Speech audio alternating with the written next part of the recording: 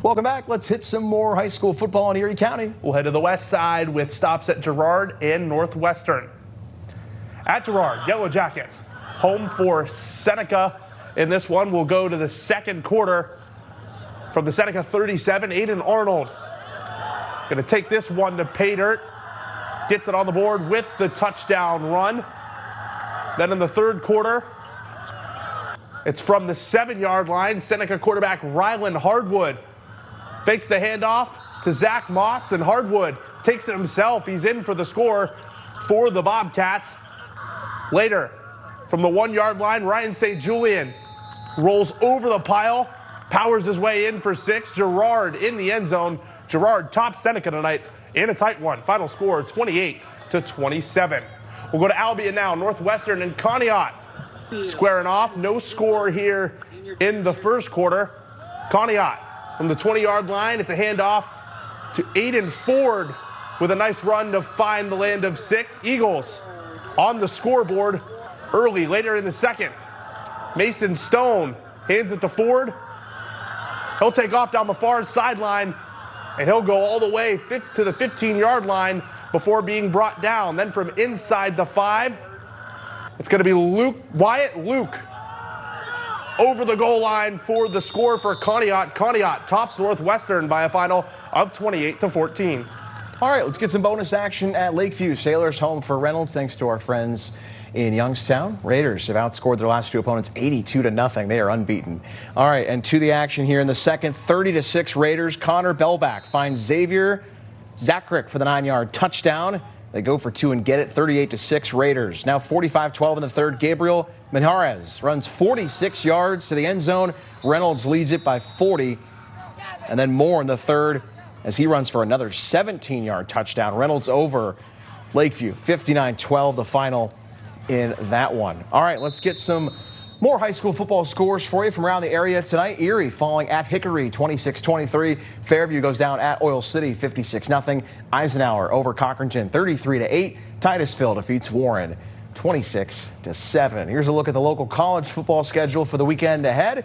Gannon visits number 6 Kutztown at noon. Edinburgh visits Bloomsburg at 2 o'clock. Mercyhurst visits top 10 Montana State at 3 Eastern. Teal goes to Allegheny at 7 o'clock. Pitt and number 2 Penn State are both open and idle.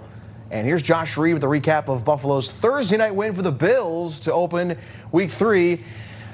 We do not have that. All right, let's go and let's get to some hockey. Our apologies. Let's go to the OHL. First game of the season for the Otters. We do have that. Visiting Guelph, 3-0 Storm in the second period. Erie on the power play. And the shot for Brett Hammond lights the lamp. 3-1 game as Erie gets on the board. Hammond, of course, his first goal of the season. Erie's first of the season as well. Later, to the start of the third, Erie shorthanded. Just 20 seconds in, and Hammond able to make a nice move and score once again, just 21 seconds into the Guelph power play. But that's all that the Otters could muster. They fall 5-2 in the season opener. It was eerily similar to London in the exhibition home opener. Lots of lights, lots of flash, lots of noise.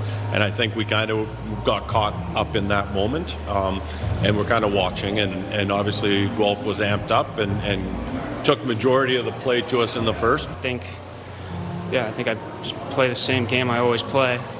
When I play with confidence, I can score goals. And I think today that's what happened. And I hope I can do that with consistency. Don't forget FanFest and the Otters home opener is set for tomorrow night. Erie hosting Kitchener at 7 o'clock at Erie Insurance Arena. We'll stay with hockey. Women's college action. Mercyhurst opening its season on the women's side against Minnesota Duluth, a top 5 team at the MIC.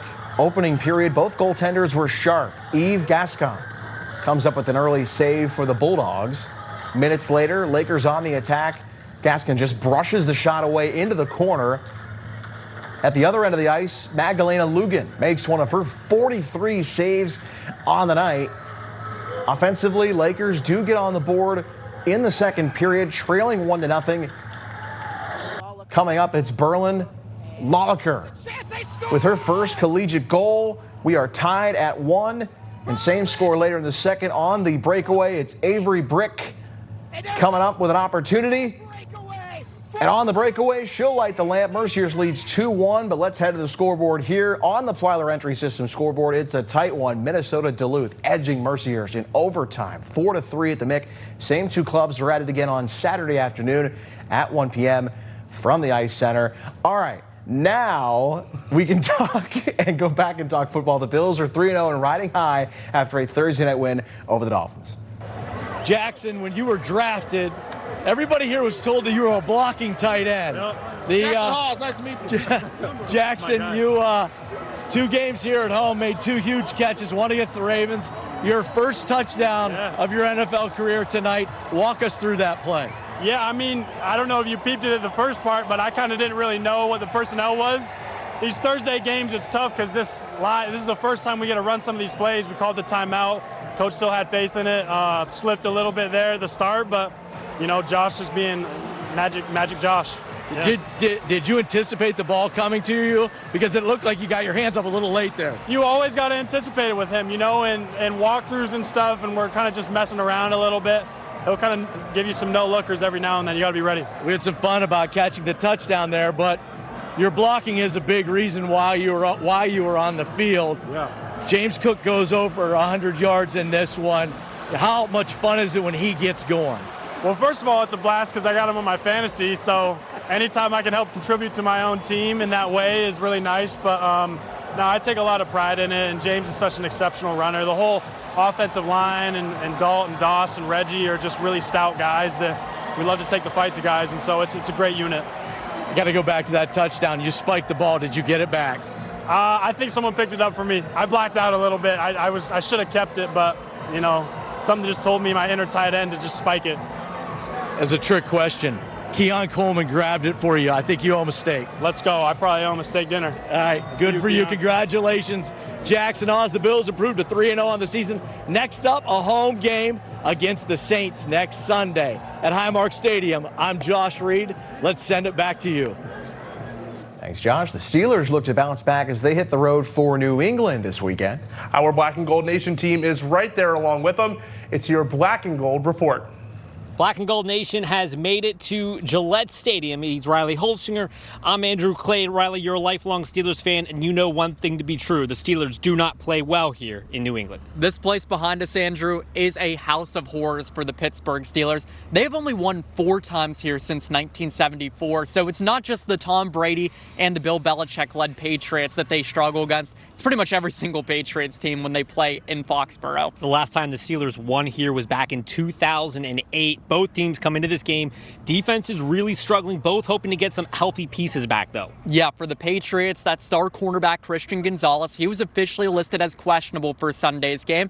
And for the Pittsburgh Steelers, that's first-round pick Derek Harmon, also listed as questionable for Sunday's game.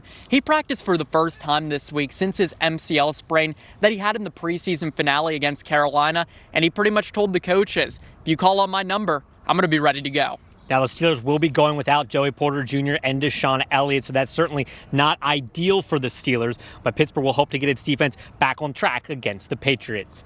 We'll see how it all plays out Sunday at 1 o'clock. It's Steelers and Patriots right here at Gillette Stadium. For Riley Holsinger, I'm Andrew Clay for Black and Gold Nation.